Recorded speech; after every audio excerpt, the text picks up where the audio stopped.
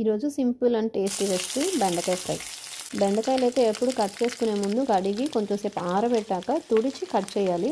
అప్పుడే మనకి బెండకాయలు మనం ఫ్రై చేసినప్పుడు ఎక్కువ జిగురు లేకుండా ఉంటుంది.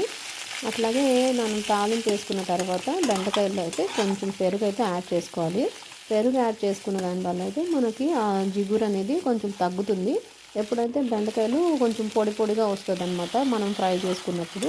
లేదంటే కొంచెం ముద్దగా అయిపోయి కొంచెం అతుక్కుంటాయి కదా ఒకదానికొకటి, అట్లా కాకుండా ఉండాలంటే కొంచెం ఒక 2 స్పూన్స్ 3 స్పూన్స్ పెరుగు యాడ్ చేసుకున్నాం అనుకోండి, ఆ జిగురు అనేది కొంచెం పొడి పొడిగా రావడానికైతే మనకి బాగుంటుంది. బెండకాయ తినేటప్పుడు టేస్ట్గా కూడా ఉంటుంది.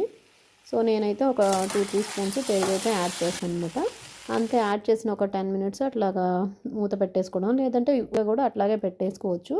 కొంచెం కారము, కొంచెం శనగల పొడి వేసుకొని ఇంకొంచెం ఆయిల్ అయితే నేను యాడ్ చేసుకున్నాను, ఒక హాఫ్ స్పూన్ అయితే. అంతే, సింపుల్ అండ్ టేస్టీగా ఉన్న బెండకాయ ఫ్రై అయితే రెడీ అయిపోతుంది. Thank you for watching and please subscribe to our channel.